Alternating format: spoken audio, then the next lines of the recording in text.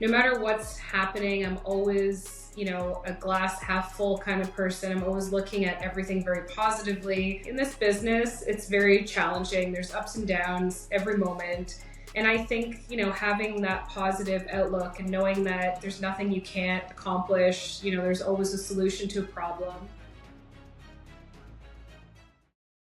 Today, we have a very special guest. We have Sabrina Staunton on our call today. And Sabrina is a real rock star. She's one of our top sales partners on our team. Sabrina came on the team at ground level. So initially, it was just Joanna and myself, my wife and myself that started.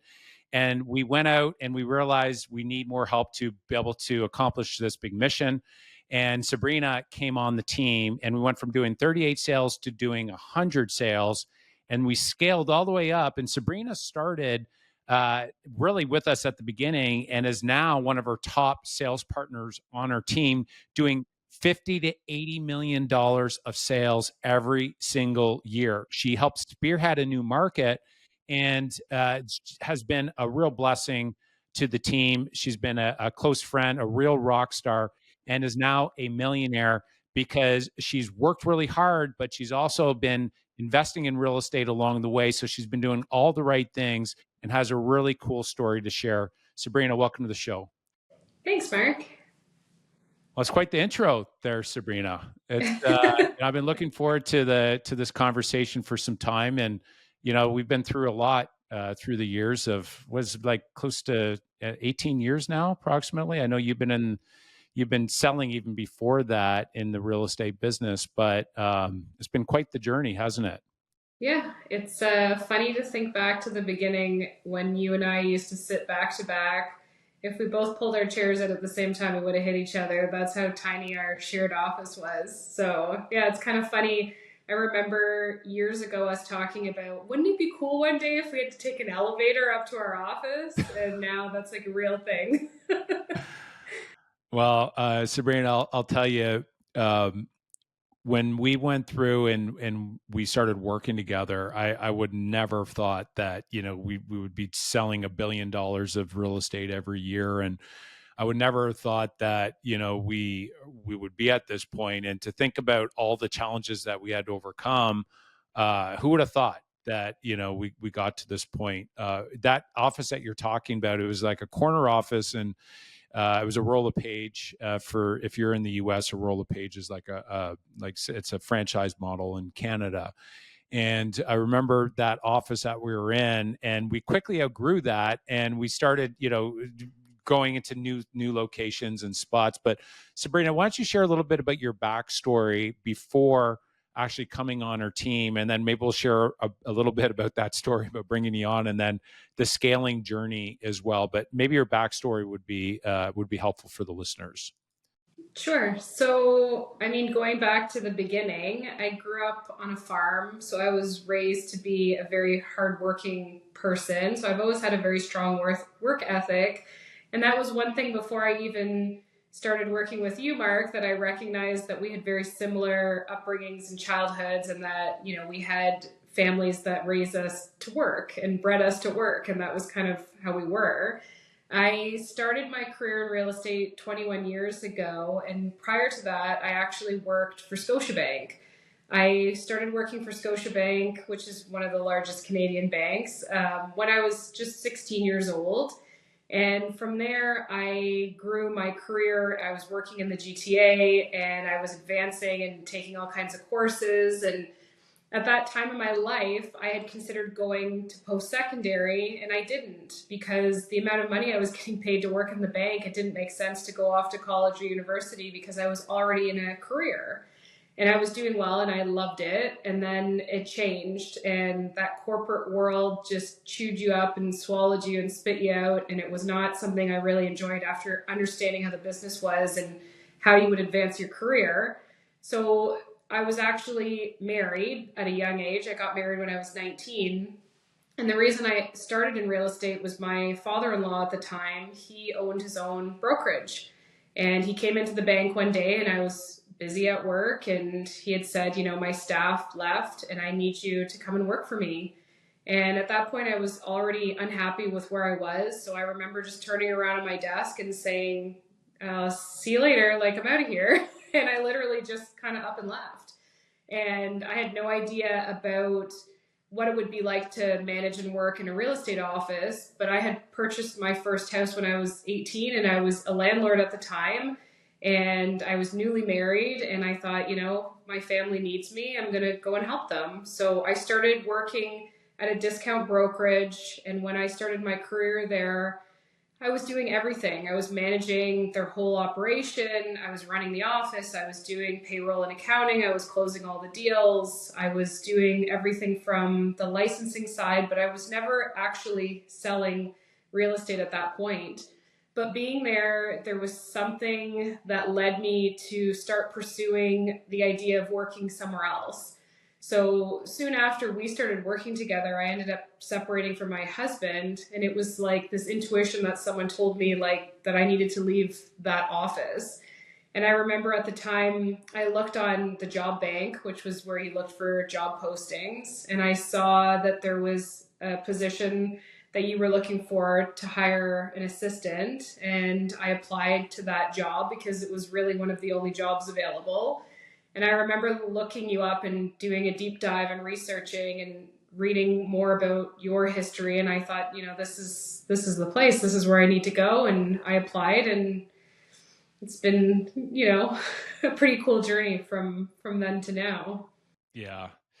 And Sabrina, to see your growth from when you first came on that first day till now, it's like, man, it's such a blessing for me to see that, and the overcoming of it. And it's people look at somebody that's successful, or and they might look at you and say, oh, that's so nice. But to see like all the challenges and that we've both been through, it's cool going through it with somebody else, and to see somebody else with the grittiness and tenacity that you have is it's been a blessing for me to see that. One thing, going back to that the very beginning, it was interesting. We had interviewed 5 people, so we did some pre-screening and then we narrowed it down to 5. And so one of the things that we recognized early about you, Sabrina, is that your enthusiasm was infectious. It was one of those things that there was somebody else that we were looking at, and we were like narrowed down to Sabrina, and there was one other, and the other person actually had more experience. But one of the things that Joanna and I, Sabrina, that I'm not sure if we told you this, but you had such an infectious enthusiasm that we're like, oh man, like there's just something about Sabrina. There's something really special there that we think that there's really strong alignment. And it wasn't. I mean, it was clear to us what the right decision was at the end of the day. But that enthusiasm, I think, has been a very consistent theme that I've seen through your career. So here's the question for you: is that from the very beginning, that when we started and to where we are right now, what do you think are, we'll just say, some of the core things that a real estate agent really needs in order to be successful? I'd say mindset for sure. Just like you recognize, I've always had this passion, this enthusiasm. No matter what's happening, I'm always, a glass half full kind of person. I'm always looking at everything very positively. I always, am trying to be, just excited about everything. Like in this business, it's very challenging. There's ups and downs every moment. Nothing's really truly consistent. And, at any moment you answer the phone and the person on the line could be happy, angry, upset, sad, like you don't know what's going to come. Every day is very different. And I think, having that positive outlook and just being happy and answering the phone with a smile, even if my day's not going well, like I recognize that it doesn't matter like what I'm necessarily going through. It's like my projection has to be like very positive. My outlook always has to be positive no matter what's going on. Like I really need to have that mindset that like everything's going to be okay. I've got everything under control. I've got full composure. I know what I'm doing, because I feel like a lot of people, they take a lot of things personally in this business, and they let them, eat them up. And, it's tough. Like, if you don't have tough skin, but also the same compassion that you can show to people and to clients, like, they recognize that. So I think, yeah, I mean, you just got to keep going and just be consistent, and always like having that positive outlook and knowing that there's nothing you can't accomplish. There's always a solution to a problem. And I describe myself that way to people. Like, I don't like the word that I'm a salesperson. I hate that. I don't like people calling me that, although I know that's my job. I like to look at myself as being a problem solver. So I feel like, if someone's challenged with something, it's like, okay, what's the solution? How do I solve the problem? And how do I do it with grace and, dignity, and make sure that I'm doing it well, and that I'm making a good choice and helping somebody along the way. So mindset for sure. For sure. And there has been, in order to get from point A to point B in real estate, there are lots of problems and challenges as we like to look at them. But problems that it's interesting, a problem solver, it actually, that hits on one of the core fundamental, I think, things about a salesperson is that what that mindset, what that does is it hones in on the core thing that people need to figure out is that in order to sell anything, you need to find a problem. And so this is where, in order to move somebody along the journey of going from point A to point B and actually being sold on something, is that they need to know that they have a problem of some sort, and that the salesperson, the agent, needs can actually solve their problem as well. So why I think that's so smart, that perspective of being a problem solver versus, say, a salesperson, is it really hones in on that you're looking for problems when you're speaking to people. And so if you can identify and hone in on that, underline it, label it, and speak it, and have people say, yeah, you know what? I do have that problem. I do have that. It's like, yeah. And then from there, once you identify, it's like, hello, I'm right here. I can solve the problem for you. And that's one thing that I think for yourself, Sabrina, that one of the core things that I've seen that you do really well is that you've built up a really strong Rolodex around yourself, that when you find a problem, you're able to connect the dots. And so can you speak a little bit about your Rolodex and how you're able to connect the dots and solve problems, not only in real estate selling and buying, but even outside of real estate in regards to home ownership? Once you own, you need people. So can you talk a little bit about that? Sure. So, I mean, we work in the people business, and the main, I'd say, quality you need to have in this job is good communication. And you need to also be a chameleon and relate to people. And I think understanding what people do for a living, and understanding, what businesses they own and what services they provide, like, those are questions that I ask people right away. It's part of getting to know each other. And it's like, well, what do you do? And then, I'm always trying to refer the business back. So as I interact with people, I'm getting to know who they are, what they do, and then can I, connect them with somebody and help them, because that's what I'm looking for. I want you to help me with my business, so I'm going to help you with yours. So let's find out what it is that you do, or what your interests are, because it's not always necessarily like reciprocal business. If I know that someone's an avid gardener, it's like, well, what can I do to help them with that? Can I deliver something and offer them something and give them something? If I know someone's a sports fanatic, or I know somebody's interests are one thing, it's like just finding those commonalities, but also to complement it. So either reciprocating business, referring business, or just acknowledging something personal about them and doing something to enhance that relationship, to let them know that you care, that they're important to you, and just uncovering all those things. So throughout my career, like, I'm always trying to pull out those bits of information that will help me accelerate the relationship, to build that trust, to assist them either by complimenting them with something, or by providing them with a business opportunity. If I can help them with whatever challenge they're having, how can they help me with mine? So a lot of times it's just connecting those dots. And when I meet business owners that have businesses that complement what we do in some ways, I'm always making sure that the referral's there, but that they know about it. So I'll connect the client with the other person, and then I'm calling that referrer and saying, hey, I just wanted to let you know that I just got off the phone with Brenda and she's looking for someone to do this, and I just gave her information to you, and she's going to be reaching out. Here's her information if she doesn't, and then following through with it after. Did you connect, and how did that go? And then going back to the client and seeing how their experience went. Just last night I was speaking to a client and she was very frustrated because she went into her branch and they set her up with the wrong banker and she didn't accomplish what she went in for. And then someone was supposed to call her back and nobody did. And she called me last night. It was 8:30 at night, and I said, where do you work? Like, what bank do you deal with? And she told me where it was, and I said, I have someone who I would have call you right now. And she was, no, you can't. It's 8:30 at night. And I said, watch. I'm gonna have someone call you in a few minutes, and just be ready to answer the phone. So I got off the phone. I called my contact, and I know that they would answer the phone. They were out for a walk, and I said, I have this client. I need you to help them. Can you please call, make the introduction?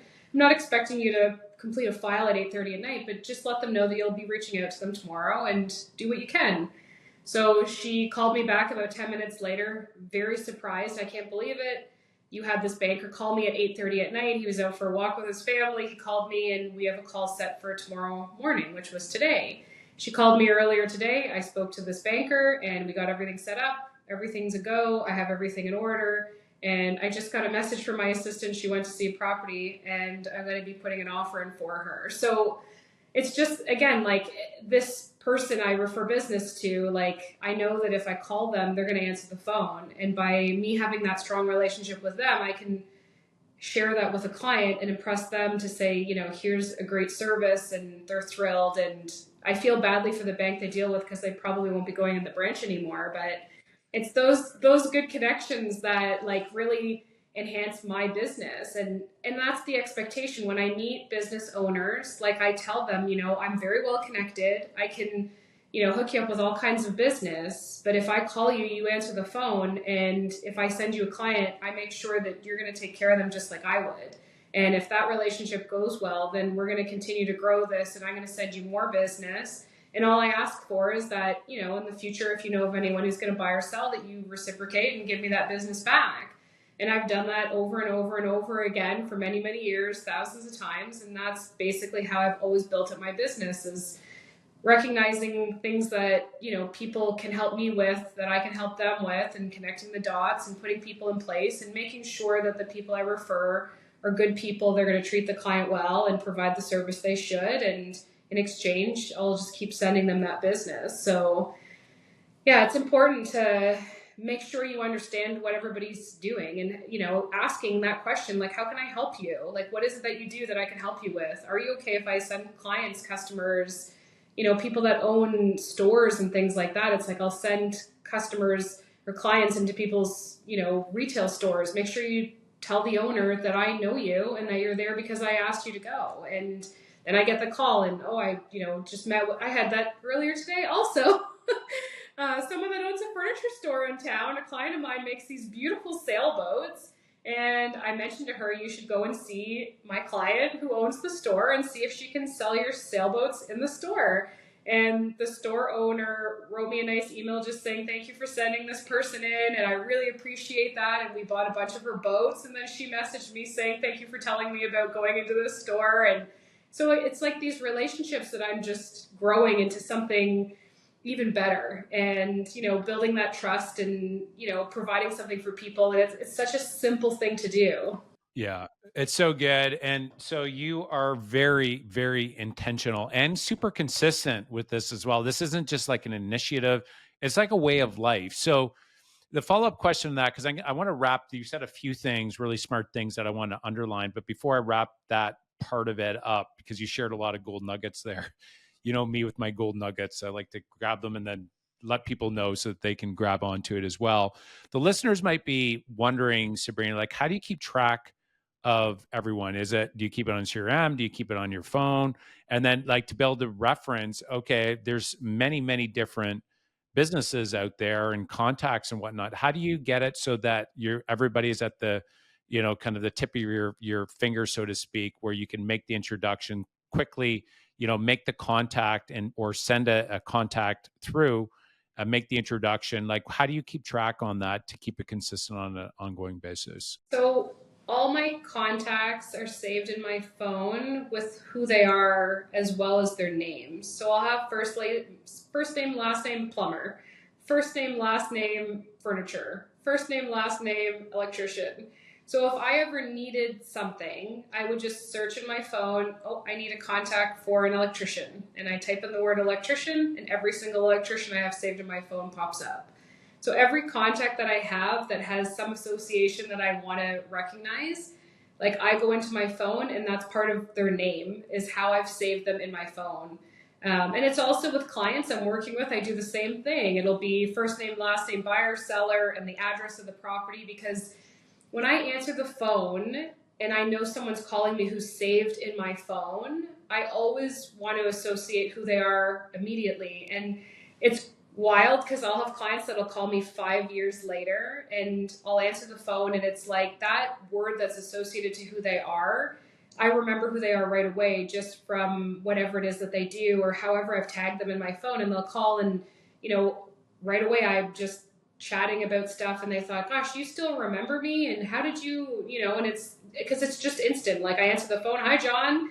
It's great to hear from you. How's, this, that, and the other. And it's just these words that I have attached in my phone. So that's what I've always done to keep track, so I can search them quickly if I need a specific type of person. And that when they call, I recognize and remember who they are and why I know them. So That's really good. And it's such a personal welcome, right? Hey, John, versus like, Sabrina speaking. It's like, hey, it's John. It's like, then you go through it's like, well, you remember me? It's John like who? jolting. uh, so this is really great, and I think that the listeners can take a lot from this. And so there's a few things that you do with this, Sabrina, that I really want to underline. One, you set the expectation for the relationship up front. So you're very clear with who you're speaking with, that this is how I work. Here's here's the expectation in regards to like communication. And you set that up front and you're very clear and you're very direct with it. So you're not like, well, it would really be nice. It's like, here's how it is. And this is how, I work, and you're going to benefit from this as well. It's not like you just have to do what I say. It's like, I'm going to add a lot of value, but I have high standards, which I would imagine that would really be appealing for a lot of people that you're speaking with. It's like, holy geez, like she's sharp. She has high standards. It positions you as an authority as well, which is really smart. And it's positioning as a value. You're giving value at that point. And you're relatable as well. It's like, I want, we all want to grow business together, and I have high standards. So you're setting the expectation up front. And then when you make the introduction, you don't just send an email and leave it. You're following up with both sides to make sure, hey, like, how did the conversation go? Did you connect? Because I mean, you and I both know you send an email and it's like one person gets busy and then something doesn't happen. And all of a sudden, the client's like, oh, they didn't get back to me because they missed it or whatever, right? But you make sure that they connect and you do a follow-up with each. And I noticed, like, you're not just sending an email follow-up, you're actually having a conversation. So you're using it as a reason to reach out to clients and provide even more value, right? So you're deepening the relationship that you genuinely care. Okay, like that. Like, this is intentional that you're doing this, and then you're keeping track as you go along as well, right? So you're keeping track of what's happening, and it's accessible, for yourself as well. So I think for the listeners, if you take anything from this call, like that, to me has been is it like at the core, I think, of building strong community and a strong network. I think if you just do those three things that Sabrina just communicated, I think that you're gonna, the amount of business that you're gonna be able to generate is gonna be large. But I like the amount of fulfillment, I would imagine, Sabrina, that you get as well by connecting dots is actually really strong as well. Has that been your experience? for sure. And when I refer people, like part of me checking in is to ensure that the service that was provided was good.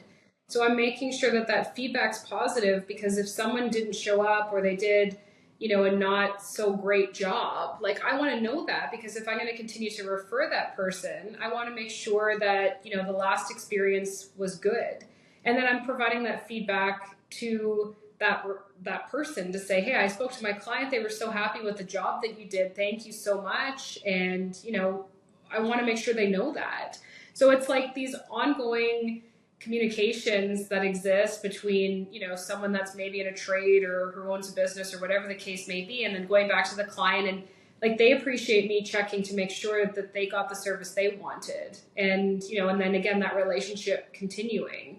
So it's all these different touch points and like building up that strong relationship and making sure that everything went smoothly and well, and just again connecting the dots and making sure that there was a success to it. Because it's one thing to just be like, here's a name, call this person and maybe they'll help you. It's like, well, no, I'm going to make sure I do the introduction. I'm going to connect the two of them, make sure they both are aware, they both have spoken, they both got the service they expected, that the feedback was good, and then let them know that I'm going to be referring them somebody else. And a lot of times the people I refer, like, they keep using them.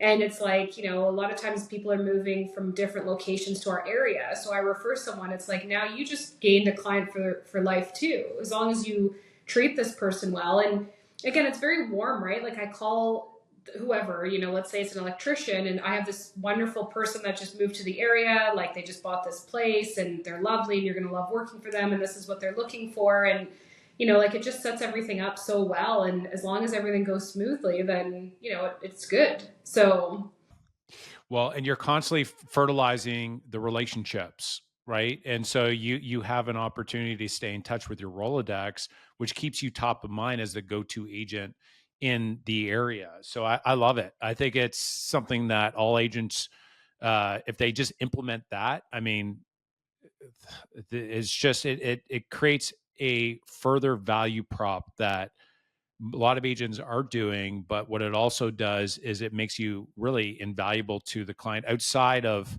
just buying and selling a home. It's like, okay, like there's right across the board, if I need somebody, I have a go-to person. So that's really the goal, I think, for real estate agents to take a step in that direction. By doing that, you're adding more value at the end of the day. Now, what do you think that are some specific things that you do that makes clients want to come back on an ongoing basis? And this could be for yourself, and you're servicing clients on a day-to-day basis, maybe for communication or negotiation on that standpoint. But either side, what do you think it is that you do that makes them want to come back and repeat again at the end of the day? I think it's building the relationship, that they know that they're not just a transaction to me, that there's something real there, that I genuinely care about them and their well-being. And if they've bought or sold, that it's not just something that ends once the deal closes, that I continue to check in on them, communicate with them, whether it's through social media or I call and reach out to them. Like those relationships that I keep, and like I don't just forget about them. Like that's what gets them to come back, because there'd be no question, like always having me top of mind. And same with what we just talked about, like me having this Rolodex of people. Like I tell my clients, like at any point, if you ever need a guy for something, you call me and I will give you a recommendation. And after someone buys a home, there's always stuff that they're going to have to do. And I'm always telling them that, like, if you want a recommendation for a restaurant, or you want a recommendation for a trade that's in the area, or where you need to go and buy this or that, like you reach out to me and I'm telling you I'll have the best person. And not only that, like the people that I refer, like they prioritize me and my clients, right? So a lot of times it's like, oh, I called this person, but they can't come for a few weeks. I'll call right in their home and they're knocking on the door in 20 minutes while I'm still there, and they can't believe it. And it's like, I have those deep referral connections with people that it's like they will drop what they're doing to help me because they know that there's more business there if they do really well. So I think that's it. It's like being a resource forever, not just during the transaction, keeping that relationship, keeping that communication going, checking in on them, and then being that person that if you need something, like I'm not going away, like you reach out to me. So I try to connect with clients even through social media so they can follow what I'm up to, and I engage with them through that as well, commenting on photos and acknowledging things that they're doing in their lives and calling in. And The other thing I do with past clients that always connects me is that one of my daily things that I do is I check the hot sheet every single day, and I'm constantly looking at everything that's happening within the area to look at all the listings that are new, all the listings that have sold. And when I look at each page, I'm really focused on, okay, have I ever sold something on this street? Have I sold something in this neighborhood? Have I sold a house that's similar to this one? And I'm looking at it and thinking, yeah, actually, I do have a few clients that I've sold that have similar homes on similar streets and similar neighborhoods. And I'm always sending that information to them to say, hey, just so you know, this house that's similar to yours just sold, and I just want to keep you up to date on what's happening in the market. And, here's some information for you. And it's very simple and it can be done very quickly. But like just to constantly be updating people on what the market's doing even after they've sold, and just letting them know that there's something happening on their street in their neighborhood so that they always have that information. And they might be the first one in the neighborhood to know that so and so listed up the road, or that he sold and what he sold for. Nowadays, like, there's so much data that's available online and people can look it up on their own, and that's fine, but I still think there's value in us sending that information even if they already have it. And I think lately that's what people fail on. It's like, well, there's all these platforms you can go and they can see it themselves. It doesn't mean that you shouldn't be sending it out to them just because they can find it on their own, because you don't know if they're looking. So 100%. And they're likely not, because they're so busy, right? They're not on, right. the MLS. They're not looking at properties. And so what you're really doing is you're staying top of mind, something that Gary Keller talks a lot about. He's like, you got to be number one or number two in a prospect's mind when they're thinking about buying and selling. The challenge is you never really know when that actually is. So if you're constantly finding reasons to be able to stay top of mind, with the Rolodex that you had talked about, with the hot sheets, sending them listings from time to time, just, regular, hey, I would like to give you an update of the market. Here's what's going on. And you're having these ongoing conversations. You are top of mind.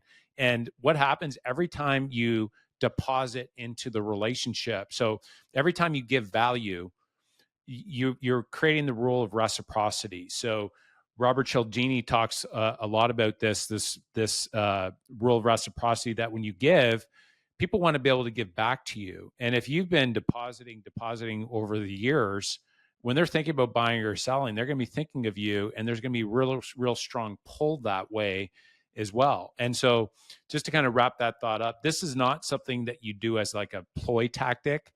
It's got to be like it's got to be genuine. Like, you genuinely want to see them do well, and they feel it as well. And that's one thing that I've identified with you, Sabrina, is that, it's coming from a genuine, deep care, to be able to want the best for clients, with providing this extra value. So here's a question. What do you think separates the top producers from the lower producers when it comes to either mentally or what they do on a day-to-day basis? What do you think is the great divide, between there's we'll just say, over a couple 100,000, say, in Canada, and then you have across US, there's like 2 million. So we'll just say there's millions of agents out there. The top percent compared to the ones that are average. What do you think the divide is between top agents and agents that are falling short? I think you have to be consistent and intentional. So a lot of people just take the business as it comes. They fulfill whatever that task was, and then if there's not anything happening, they just don't do anything and they just wait for the next opportunity. There's always something to be done. And I think if you consistently work at your business every single day, whether you have physical appointments or not, whether you're meeting with people or not, that like you always do the things, right? Like, I consistently have hosted open houses throughout my career. And there's a lot of people that, they're too good to host an open house because they've been in the business so long that they feel like that's what the new people do. I've had people come into my open houses and been like, oh gosh, I wasn't expecting you. And I thought, who were you expecting? I didn't know you hosted your own open houses. And I thought, who would host my open house? Like, of course I'm hosting my own open house. But like, there's certain people that it's like they scale their business up and then they get almost complacent in what they do and they stop doing the things that got them there. And then eventually you see the effects of that because they feel that they're better than everyone, that they don't have to consistently do the things they've always done. And then when the business is slower and we're in, seasonally different markets, or even if the market as a whole is slow, that they just slow down their car and they just coast and they don't actually continuously work and put in the hours and efforts. And I think that's the problem, is that people just don't consistently actively work very hard in this business, and they become, I don't want to say lazy, but I'm going to say lazy, and they stop doing the things consistently throughout their career that got them there. So Yeah, that's so good. It's so good. And one of the exercises that we talk quite a bit about is like actually writing down, like, what is your big goal? Like your annual big goal. What is that in regards to? We can start with income, and then we break it down to firm sales and agreements, appointments, conversations. But you write down what your income goal is, and then you just write down, here are the three things that I'm going to do today. Here are the three activities that's going to get me closer to that big goal. And if you just do that, those three things, you write them down and do them, write them down and do them every day, building on your idea there, Sabrina. The reality is you're going to be more successful than 90% of the agents out there, because they set an income goal, and at the end of the week they look back and they think they worked, but you realize if you were really to track it, they are not doing the three most important things on a daily basis, and that's why they're not getting traction. The successful agents, like you had said, are the ones that are intentional, and they're taking steps day after day after day, and they treat it like a full-time job, like they're a pro. And I think that's the big divide, building on what you're saying. I 100% agree. and not only that, it's also doing things without instant gratification. We live in a world where people want results immediately, and in this business, that's not the way it works. So, again, you host an open house as an example and you interact with different people. The reality is you're not selling that house during that open house. Sure, that would be a nice thing to do, but you're there for a number of reasons, and it's not just to sell that house.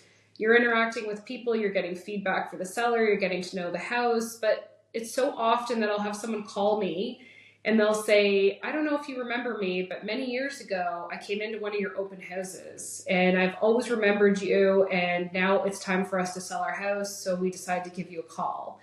And that's the thing. Like, a lot of people do things and they just expect the result to be quick. They're going to do one thing and then they're going to translate that into a quick sale. But the reality is you might not get anything from it for years. But that doesn't mean you stop doing the things that generate that business, right? And there's people that try things and then they don't get the results quickly, so they just stop doing it. And it's like, but you can't do that. You just have to keep doing it and then not expecting the results to be immediate and just keep doing it. So that's another thing I think is a problem. 100%. And this is actually one of the core things that we do on the team, as you know, is that when somebody reaches out to us and they're very clear, they're like, we're not thinking about, we don't want to sell. We're just looking for an opinion of value, and there's multiple different reasons why they just want to know the value, but they're upfront. They're not looking to sell today. And they've told us that, they've called other places and they're either going to, charge them to come out and do that opinion of value, or they're not coming out, or they just tell them on the phone. And when we get those calls, like we're taking that and we're going over doing the full CMA, we're going through the full presentation, we're delivering it, like everything in spades, and we go the extra mile. And it's just something we've consistently done. That is not the norm out there in the marketplace. And so it goes back to what you were saying, is that even though we know it's not instant gratification, we know we're not going to be, compensated anytime soon. We do also know that they know 200 people. And if you add value, it goes back to what we've been talking about. This whole interview is basically adding value to people's lives, and that everybody knows 200 people. And if you go and add value and you're the go-to, we've had the same thing, right, Sabrina, where years later, people are calling us and they're saying, "Hey, you came over that day and you really wowed us, and I'm ready to sell." Or getting phone calls like, "My friend told me to call you," right? Is because you're adding value. And I think this mindset of giving out there is a very easy one to stop doing once you get some success. And I think the thing that got you there is keeping that, we'll say, rookie mindset of, adding value, and doing the little things that over time compound, because it's like every time you do and add value, plant a seed, and a lot of times it's not right away, it's years down the road, and that's how you build a strong reputation, which is what we've been able to do by keeping that consistent. And that's one of the things that, Sabrina, you've been actually a really big help on that within the team, is that with when an agent starts to go off a little bit, it's like, no, we don't, that's not how we do that, we don't do it like that here, this is how we do it. Right. And it's like we keep going back to the fundamentals, and by doing that, that's actually created really strong alignment, which that's actually why you're one of our senior sales leaders now, is because we've seen that leadership in you, and you've been really consistent at communicating the overall culture of from the very beginning to where we are now, which has created like a phenomenal culture on our team.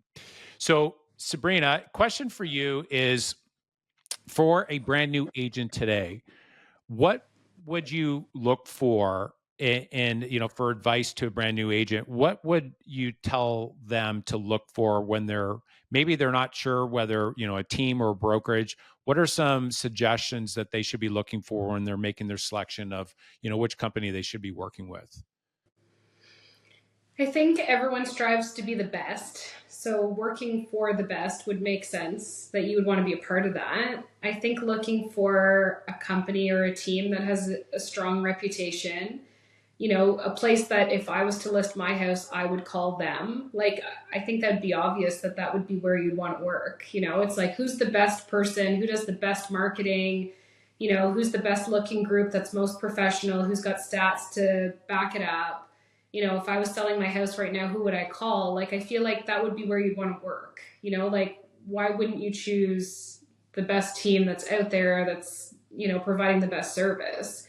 So that's what I would advise someone to do, is look for who's the best, because maybe you can't get on that team right away. Because I know even for us hiring, there's certain people that it's like, oh, they need a little bit more experience first. Maybe they're not fit for the team at this time, because we do only hire the best.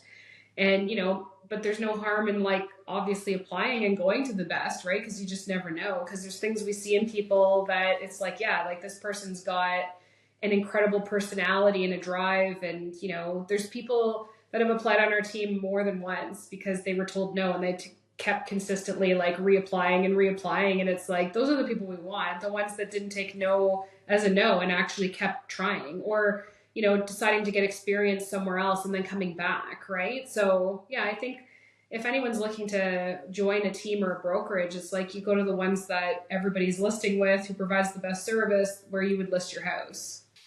Yeah, that's really good. And that's actually one of the reasons we only bring on 1.5% of the people that apply on our team. And it's interesting because it's a strong brand that we have to maintain, right? So when an agent goes out and they do anything, they're representing the reputation.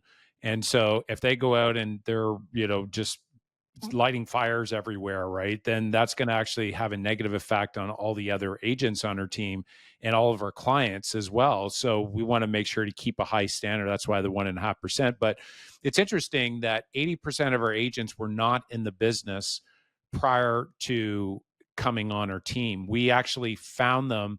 And when we talk about the best, we talk about like the best people. And so it's interesting. There are three things that we found successful, and you really hammered on one of them. They're hungry, right? So a genuine hunger to want to learn, and a genuine hunger to work hard as well. Those are two things. It's like you need to have those on our team, and then like a genuine love of people. And so if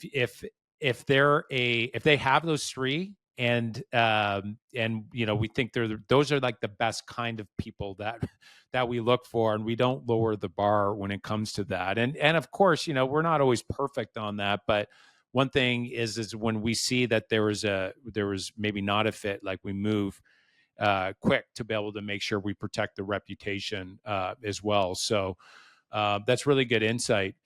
Now, Sabrina, what do you think is a myth about joining a real estate team, that you wish that more real estate agents would know? Like, what's a myth about joining a team that, that a lot of agents maybe have a misconception on? I think a lot of agents either are scared to join teams or leave teams because they feel that the team's cut is too much, and that if they left and worked independently, that in the end they would make more money. I think that's the biggest myth for sure, because people don't understand, or realtors don't understand sometimes what's all happening behind the scenes and what goes into generating leads and marketing a property, and how many times that property that you list doesn't sell and it comes off the market, and all the money that was spent to get it there and then bringing it back, and all of the expense that goes into making signposts and getting professional photos and creating a website and hiring staff and facilitating everything to a high level. It's like, if you join a team, it's like you have this whole army of people to back you up, and that you can just go out and do the things you want to do, like meeting clients, negotiating offers, showing and selling homes. So I feel like the myth is like, oh, well, the team takes too much. But really, it's like, you make more money because you can provide a better service. You can leverage your time to spend with that work-life balance with your family. You can generate your own business using the tools that the team has, but also the team that you're on will give you the leads as well. And in the end, it's always, just like the client relationship, we say it's not about, the percentage of what you're paying to sell your house. It's about what you put in your pocket. And I feel like people look at the split and think like, oh, well, if I worked on my own, I would get 75%, versus if I worked on a team and maybe I'd get less. It's like, but you're not looking at the whole picture. Like, you're going to be doing 10 times more work. And yeah, maybe that one split is higher, but in the end, you're not making the same amount of money. So I feel like that's the biggest misconception, is that people think that they're going to generate more wealth by working independently and doing all the work themselves than just working and plugging into a successful team and having them provide those services so you can spend time with your family, have support when you go on vacation, and be able to do the things that you enjoy in the business, and not sitting in the office putting together a website and entering a data, and a listing and doing the things that you don't enjoy. So Yeah, that's so well said. I remember this one agent, Sabrina, where he's for the last like previous 5 years, he had been working on his own and he was grossing $100,000, which we know that gross is much different than net, right? After expenses, you have net. And it was clear to me. I said, listen, I could show you based on her track record with agents that I can show you a way to make $200,000, but net, not gross. And it was still, he just couldn't get his head wrapped around. It was down to the whatever the split was, and versus how much money you're actually putting in your pocket. And so I do think that I totally agree with that. And of course, not all teams are created equal. But ultimately, it's, if, like you had said, if you do your due diligence, you think that's the right fit, and you think that you can actually do a lot more sales, and when you're sitting in front of your friends and family, if that gives you instant credibility, then it is something to explore. But definitely, you nailed it, and I think that's a big big misconception out there. And at the end of the day, you have a proven system that you can follow with the team as well. So what do you think, Sabrina, when it comes down to it? People like us, and they're always wondering, like, what's the silver bullet for our success that we've had through the years, right? So going from when we first started to where we are right now, people look at that and are like, holy geez, like, Sabrina, how did you guys grow and do, what do you think are some of the main reasons why we've been successful through the years? And in your own words, what do you think the main things were? we never just did the same thing. Like, from the very beginning, we were always looking at technology and being ahead of everything and everyone. And, we could just provide a basic service and just continue with that. But it's like, no, what can we do better? And how do we do more? And, let's look at other successful people around the world and see what they're doing. And let's do that. And let's keep doing that. And when people just start to catch up to us or try and they're chasing us, it's like we just run that much faster, because it's like you can't compete with us because we're just so advanced. We're so ahead. we're so on top of everything.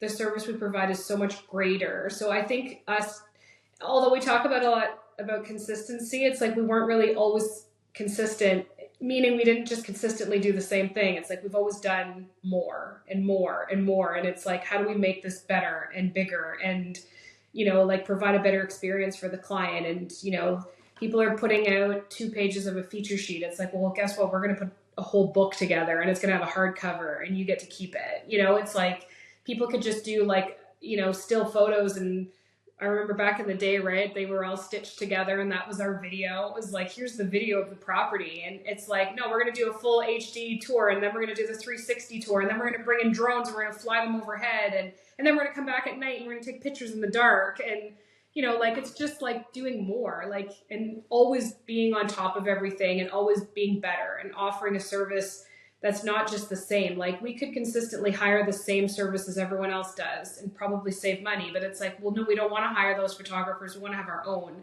We don't want to use, those marketing people. We want to have our own. We don't want those editors. We want our own. It's like, always doing something at a higher level, providing a better service, and always like adding. Like even when I deal with the same clients over and over again, when I revisit a property or going back and, selling something again, it's like, oh, Sabrina, I already know what you guys do. You don't have to get into it. It's like, no, but there's more that we do now. Like from the last time we sold your house, now we're doing this, and this is what's changed and this is what's different. Like it's not always the exact same thing. I mean, it's just, yeah, we're just always on top of it. We always want to be the best. So I think that's that's what we do. It's so well said, and it's one of those things. We've always growth as a core value, so we're always looking for ways.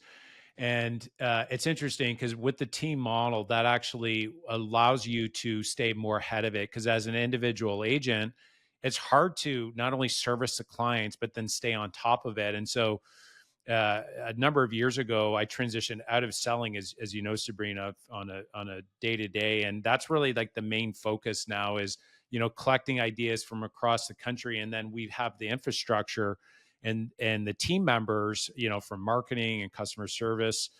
We're sitting around 50 plus team members that are not agents that are serving that can actually put into action these ideas, and so that's another benefit of a team is that the team can actually implement on new concepts and new ideas. They have the infrastructure to be able to do it, not just once, but consistently. And so that allows you to innovate over time, which is another value. I remember, Sabrina, you'd remember this. You remember the feature book where we made a really nice cover. And I remember it used to take us 2 weeks to deliver the feature books. The problem was, it's like, you're getting a phone call, you're like, hey, Mark, the feature books are done, but the house is sold already. Or the client would say, it's sold already. It's like, but this is a good keepsake. Thank you, but it's sold already. It used to take us 2 weeks when we did that, but because of innovation, we kept getting it better, and we knew we had to get it better and better and faster and faster. And so you have slow improvements. And so now we're at a point where we have our in-house photo video team, in-house media team that takes photos on the Wednesday. And we used to deliver them on the Friday afternoon, but if they were on the market on Friday morning, we had feedback from clients that they were upset because they didn't have their feature books for a few hours. So we said, okay, well, that's not good enough to have it in 2 days. So what we did was we hired overnight editors so that when photos came in on Wednesday, photo and video Wednesday, they would work on it overnight, do all the editing, feature book writing, everything, so that the next day we could print, and then we deliver them Thursday evening. So when they wake up Friday morning, they have the feature books. And so there's no way that as an individual agent, you'd be able to execute on something like that at that level. And so that allows, the super agents, as we call them, to be able to go out and to spend the time on becoming a master and learning the art of becoming an agent. When you have that kind of infrastructure behind you, it really does make our agents super agents. Yeah, no, for sure. It's it's always cool to tell people, like when they ask that question at an appointment, like, okay, so the staging and video is this day, so when do we go to market? and you tell them like 2 days later, and they're like, two days later? It's like, yeah, 2 days later. Like, they're like, but you're doing all these things. It's like, yeah, we have people to do all these things. And within 2 days, it's all ready. The sign's on the front lawn, the Yeah. books are delivered by a driver, everything's printed, edited, ready to go. Like, nobody can beat that. Like, we do everything really well, and we do it quickly and efficiently, and it's just better. Well, a lot of blood, sweat, and tears, and I know that was something that Sabrina, being right there from the beginning, that there was a lot of both of our blood, sweat, and tears through years to build to make that happen.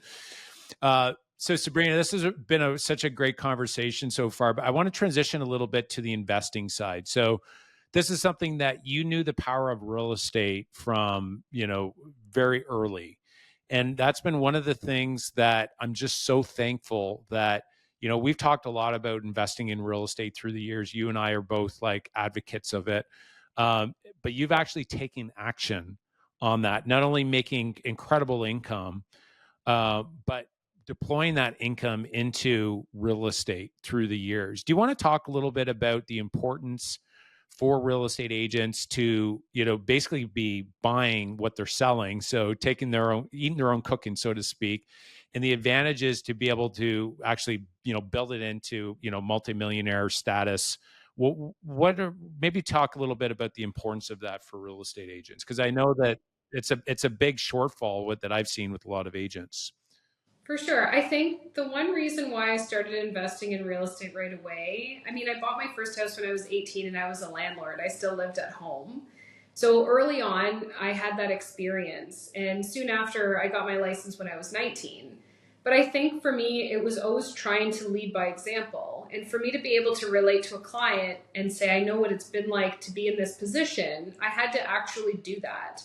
So, being young and being a landlord and buying my first home, and then buying homes and, improving them by renovating them and then reselling them for profit, and, building a house and buying vacant land and selling vacant land and buying waterfront and buying short-term rentals. Like, I looked at all the different transactions that I did, and to me, it's like the way that I'm going to be able to relate to the client is by actually doing those things and being in their shoes and understanding it. And then being able to speak to that to say, I know what it's like to buy a cottage. I know what it's like to own waterfront. I know what it's like to build your own home. I know what it's like to have investments and be a landlord.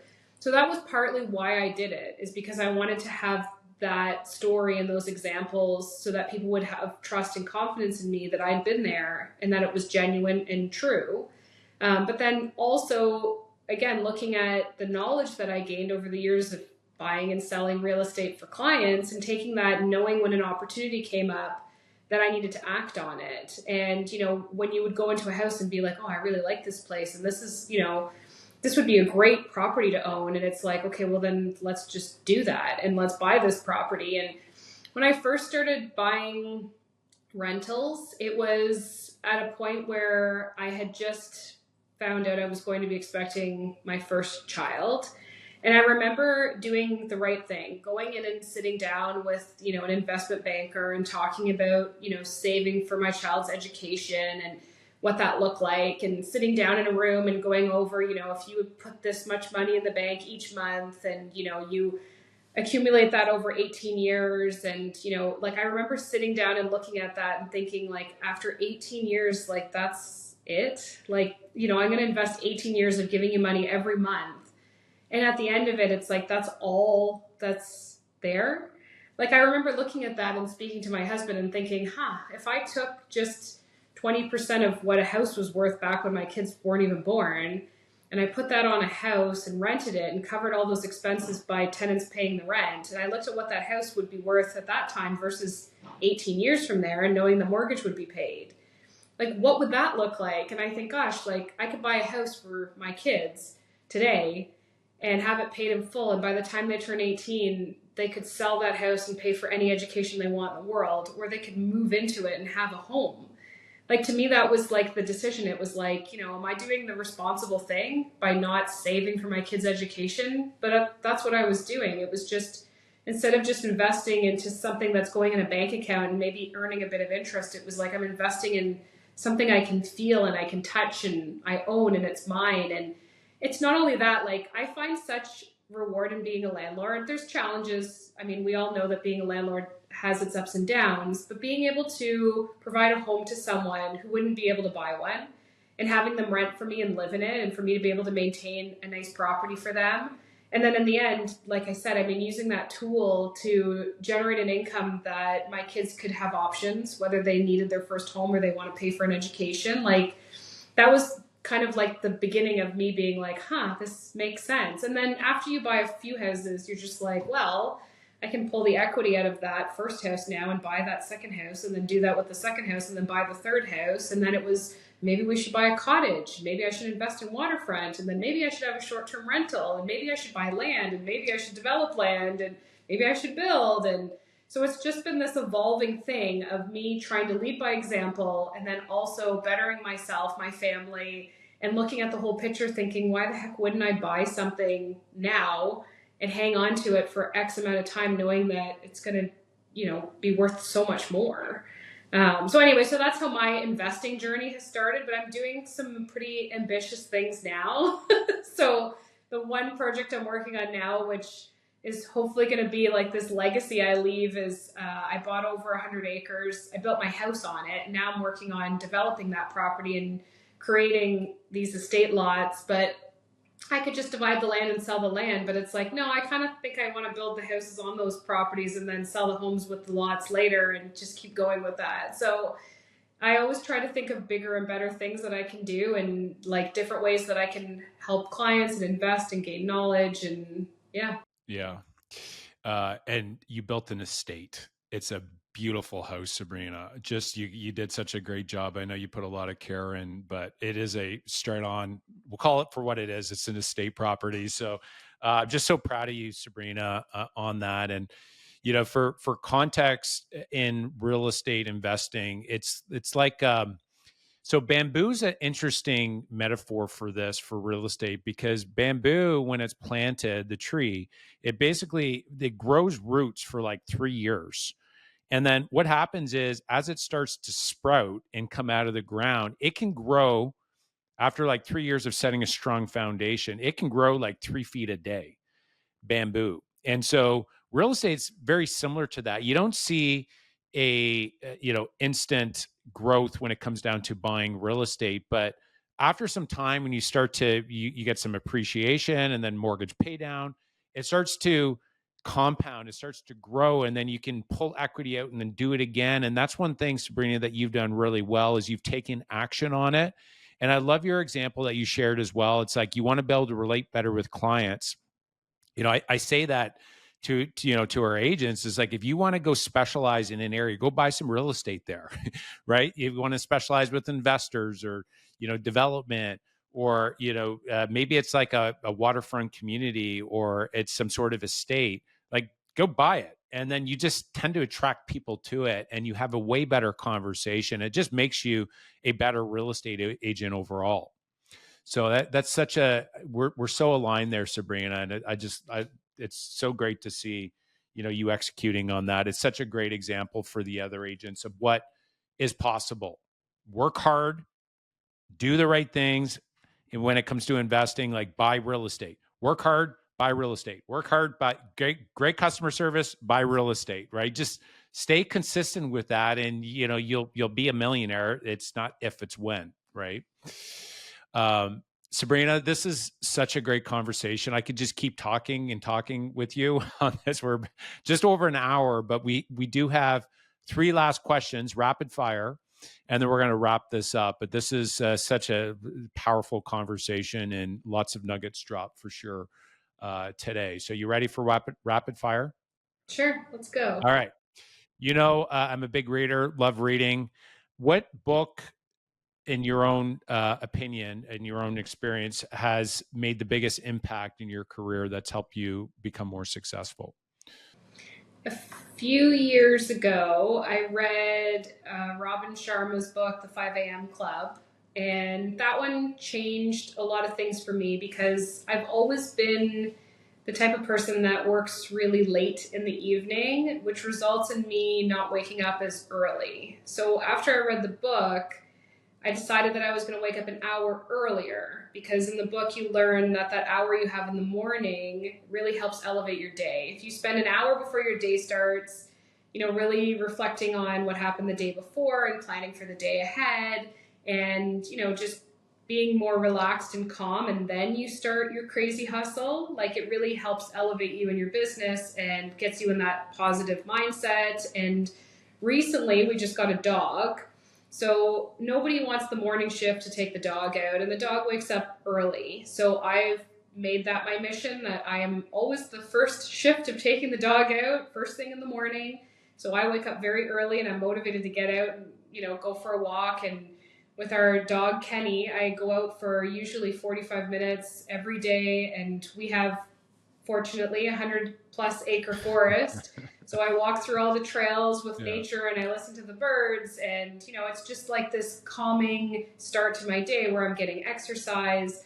I'm able to think and plan, and just be one with nature. And like, just again, like, instead of waking up and just, I gotta get ready and I gotta go and check my phone and check my emails and get dressed and run out the door and head to that first appointment, it's like, now I'm getting up that hour earlier, I'm going out, I'm walking, I'm being very calm, and again, just thinking about my plans for the day and reflecting on what happened the day before. And that 1 hour has really changed my life. So although I don't get up at 5, I'm not going to say I get up at 5 a.m. because I don't get up at 5 a.m., but I do get up an hour earlier than I used to. And I spend an hour before my day starts with chaos of just being calm and, getting some exercise and going outside and just going for, a walk. And that book helped me change that mindset about doing that. And then also in the book, it talks about surrounding yourself with like-minded people, people that elevate you, people that enhance your life, and not being around negativity and things like that. So like, that was another thing in the book that was important to me, that it's like, I want to, be around people that are like me and not around people that take me down. So love it. Love it. The walk for me in the morning's been massive for like my mental state, has been a massive win. And what I love about what you said is, it's like, I know we get this big romantic idea, I have to wake up at 5 a.m. in order to be successful. The reality as a real estate agent is that a lot of times you work late. You're working till like 10, 11, sometimes 12 o'clock. And it's like, sleep is actually very important as well. So for the listeners out there, I just want to like give you permission that you can sell a lot and be a total rock star and not wake up at 5 a.m. Okay. If you're working late, you need to get a good amount of sleep in order to be on your game and to help you live a long period as well. So we'll give everybody permission here, Sabrina, because between yourself and myself there, we're giving everybody permission.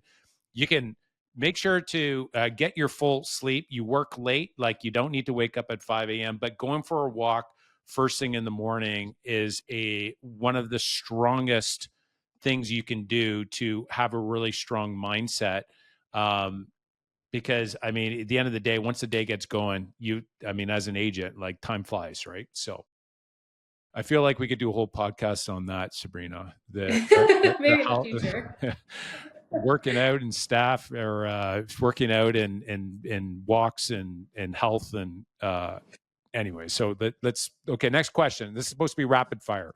All right. So the next one is, how would the closest friends or teammates best describe you in 3 words? What do you think the 3 words would be?